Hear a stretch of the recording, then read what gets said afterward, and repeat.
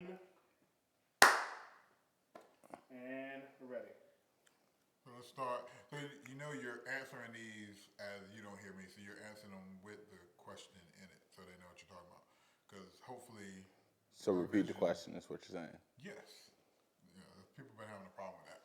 Maybe the way I explained it. Maybe I didn't articulate it like a white person. Well, I dabble in both sides, so it's okay, guy. So let's start with first introduce yourself. Thomas Pryor. You know, where you're from and the car enthusiast part. Thomas Pryor. I'm from Holly Ridge, North Carolina. I've been into cars since basically birth. I rode home in a '79 Camaro Z28, so that's great. And my love of cars is never going to stop. Awesome. I can't find my question for you. Where is my chat? Facebook. That's what I'm going to Facebook right now. So what's up, Facebook? What's up, Facebook? There we go. There you go. I lost it. All right. So yeah, what? So I feel like we've been talking now for warm. So what was the first car you wanted? What was the first car that I Wow. wanted? The first car that I ever wanted was a 1985 money green Camaro IROC Z28. Why? Because, well, I was born in '85. Camaro was my dad's favorite car, so I figured it was the best car to have if my dad liked it at the time. Knowing what I know now, though, I would still get one, but probably modify the mess out of it. Okay. Uh, so as a car enthusiast, what region do you associate the box Chevys with? And then As also explain to what your definition or what the definition of a box Chevy is. okay, what region would I associate the box Chevy with, and what is a box Chevy? So, the region I would associate with would be anything from North Carolina south down to Florida, and as far west as Alabama. Basically, the South, or the dirty South, as we call it, basically. Box Chevy is any '80s, early '90s Caprice, Impala.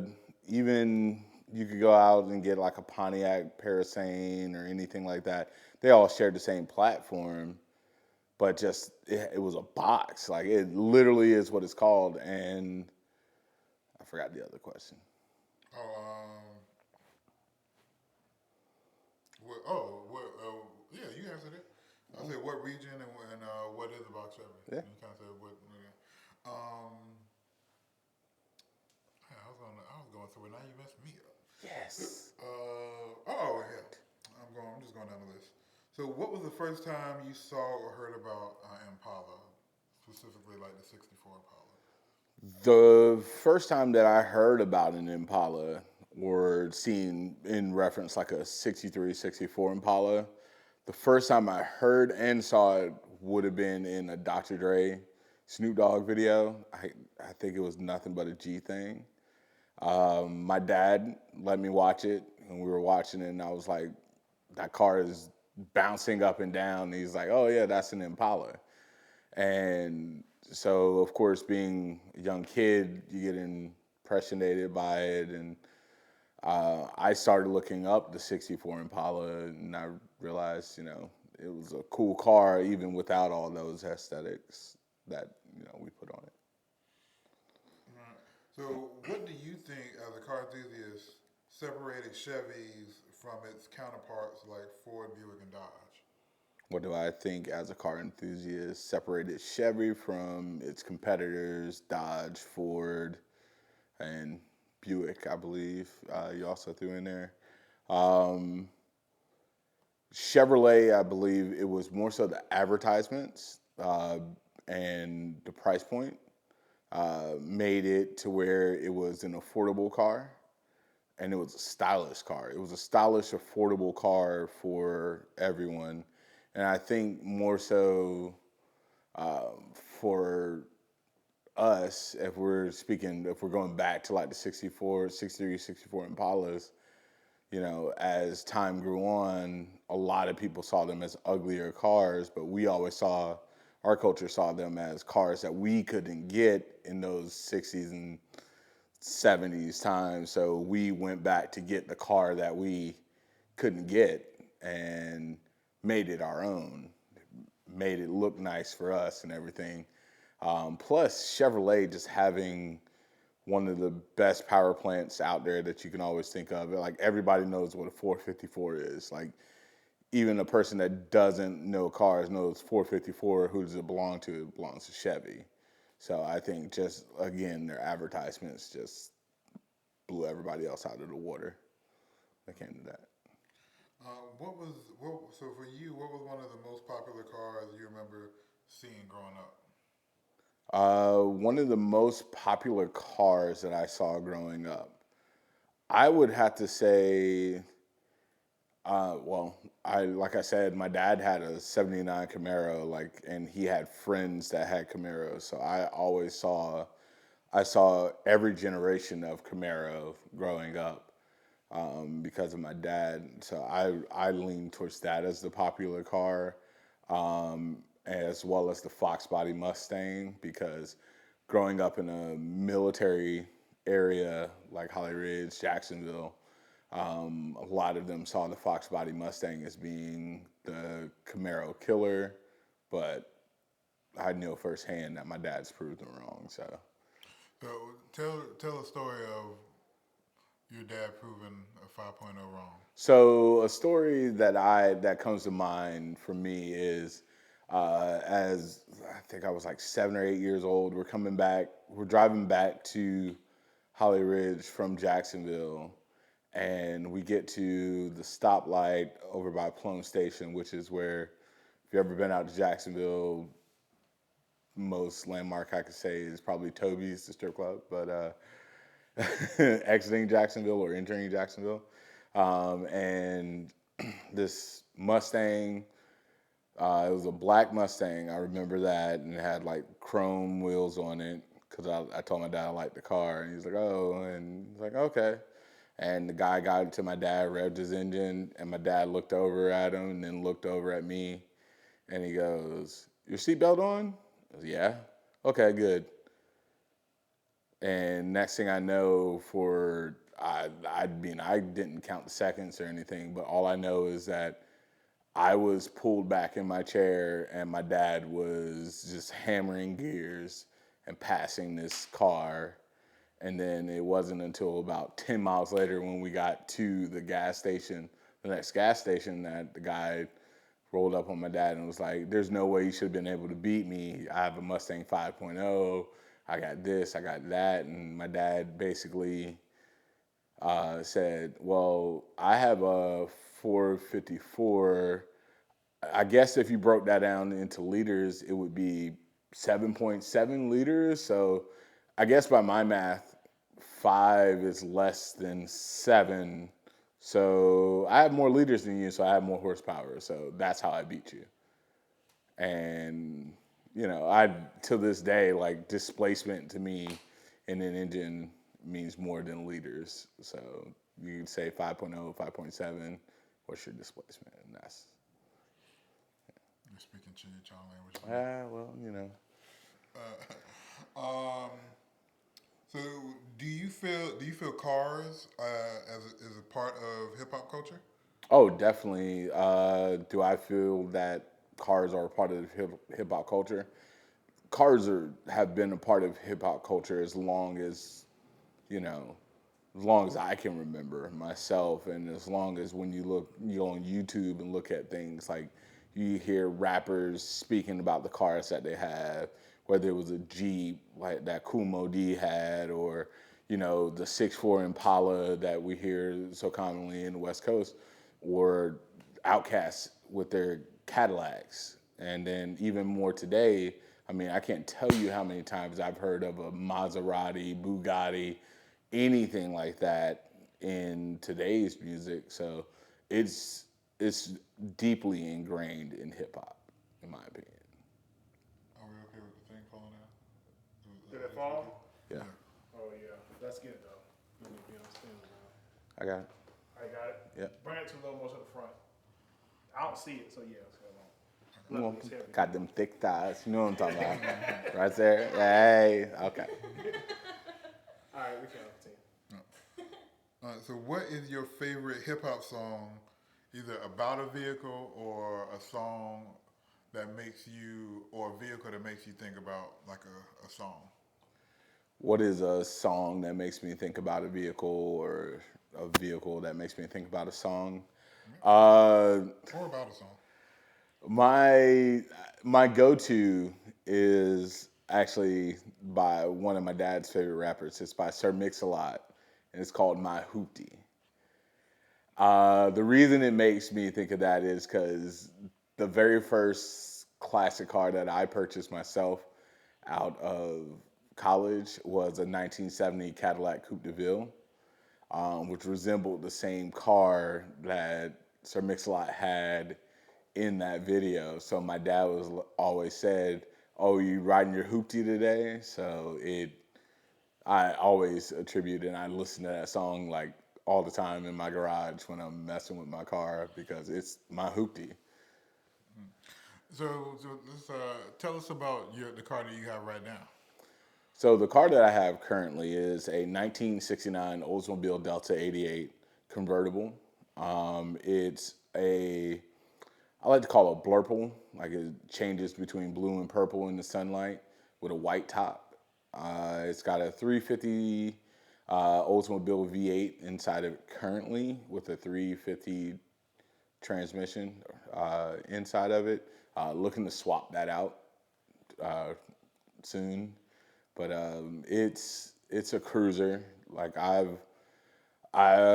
would say that as much as I love the hydraulics and everything in the lowrider culture, like I'm 350 pounds. It's not really my style. I like to cruise low and slow, basically. So for me, the Cadillacs, Oldsmobiles, Pontiacs, and we all know what that stands for. Uh, the lower big land yachts are what I have always been attracted to. And of course, us living in by the beach made me want to get a convertible. So I traded in my 70 Cadillac for a 69 Oldsmobile. So Okay.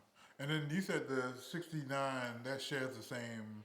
Doesn't that share the same platform as like a Impala? so with the GM vehicles, and almost anybody could tell you this, like they all shared, although they were separate companies or separate divisions under one company.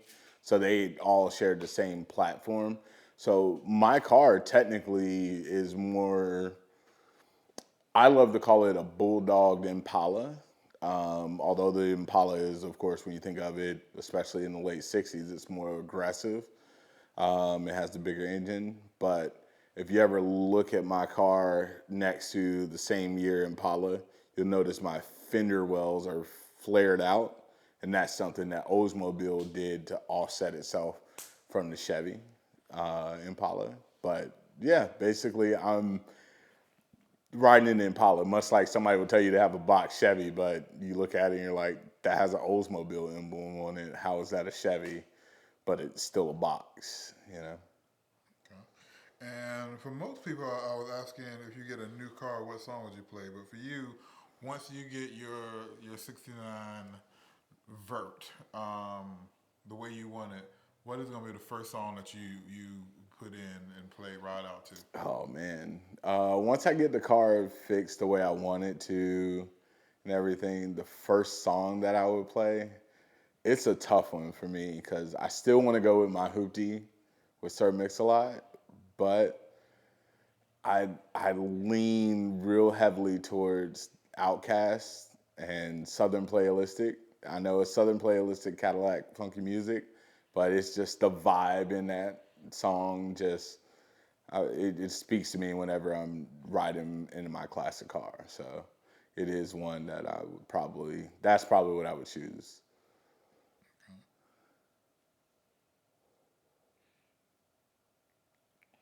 Uh,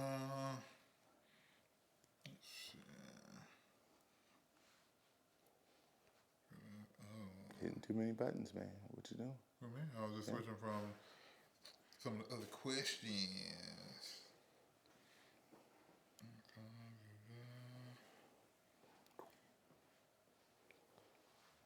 Speaking of my dad, he just messaged me.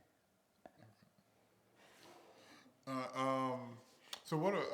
How do you feel about like other like Chevys, like the Tahoe and the Suburban, How do I feel about other Chevrolet vehicles? or just how you feel about those? I love. I mean, there's not too many Chevrolets that I don't like. The Blazer. You shit on the Blazer. No. The Blazer, I like the Let's start Blazer. over. Because I was talking over shit, but you can talk about the Blazer.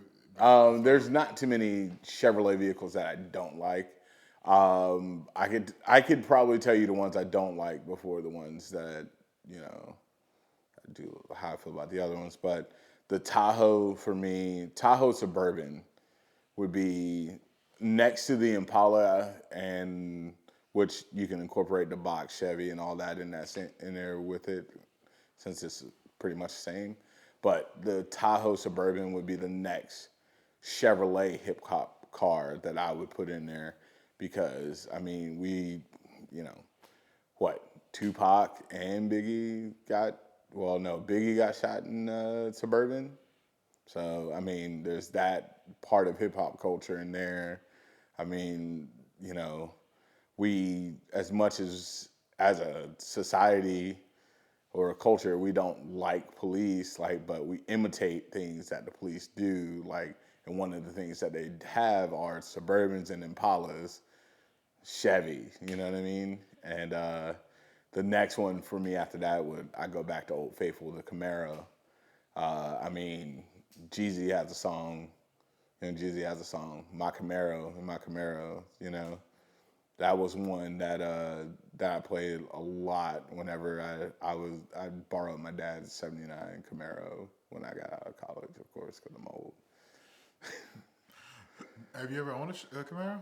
I personally have never owned a Camaro, but if you ask my dad, I own that money green Camaro, that '85 money green Camaro, according to this girl up in Wilson, because that's what I told her when I was 15 years old on Yahoo Instant Messenger. I'm trying to think wrong. So yeah, how do you feel about the Chevy Blazer? How do I feel about the Chevy Blazer? And how do you feel like it might relate to hip hop? Do you feel the Chevy Blazer relates to hip hop? I do not feel that the Chevy Blazer relates to hip hop at all, because in hip hop, to me, it's either you got your Impala, whether it's a bubble box or 6'4", or you have your Tahoe Suburban or your Camaro. Like, nobody says in my Blazer or rolling in my Blazer, It just sounds terrible, but it was a decent vehicle and it served its purpose. Okay. What so as a car enthusiast, like what when you think of like hip hop and cars, what's some other cars that you feel like intersect or intertwine with hip hop, and why? As a car enthusiast, other cars that I believe that also are in hip hop. I mentioned before, more recently, it's the newer, faster, more expensive cars like Maybachs, Maseratis, and Bugattis and things like that. But just coming like from my eras of hip hop, early 2000s and on and past that, I guess. I equate not only the box Chevy, the bubble Caprice, Impala, and realistically, I equate a lot of other old schools, like the GTO, for example, is the one that you'll see in a lot of videos that just doesn't get mentioned. It doesn't have its own song like a Camaro or an Impala would, but it's prevalent in hip hop culture. Would also say that another vehicle in hip hop culture that is a Jeep, like a FJ or JK, basically a Wrangler. I mean, we saw it, like I had mentioned before, Kumo D, uh, even in films such as New Jack City and CB4, which is one of my all-time favorites. They all had Jeep Wranglers that they just drove around, and I think it was just more of the option that they could go off road if they wanted to and get away from you. They felt that they could get away, but that's another one that I would say is in there more prevalently too. Anything that you feel like I might have missed or whatever? Anything else you feel like you want to say? Let's see. Anything else that you may have missed? No, I mean, as far as like Chevrolet and its importance in hip hop, I mean, No, just it's cars cars in general. Like cars in general. Like I mean, let's just speak on it. Like, how many songs have we listened to? Period. That mentions a car. You know what I mean? It could even be an old beater that somebody has, like the '87. Well, it's not a beater anymore, but the '87 Monte Carlo, or excuse me, Buick Regal that your boy Kendrick Lamar has, that he'll never get rid of. He has a '90s Cadillac that he'll never get rid of. Like I mean, there's cars and hip hop are the thing. I mean, they just go hand in hand. You know, like you could have a nice car and live in an apartment in hip hop, and like everybody, you know, Redman. That's my best example for you there.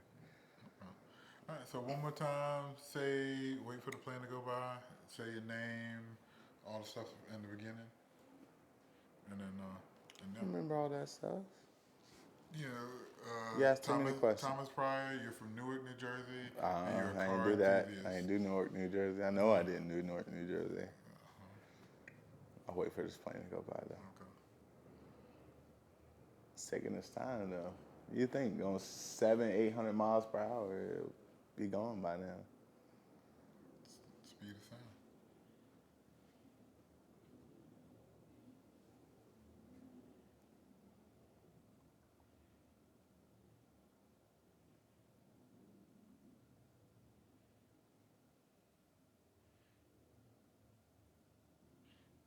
Does it pick up the plane?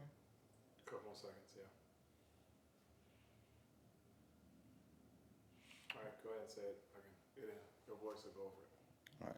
Thomas Pryor from Holly Ridge, North Carolina. I'm a car enthusiast, and I like rap. I like hip hop. The beat, son. All right. All right. Rap. Now, only Sarah's gonna take still photos now.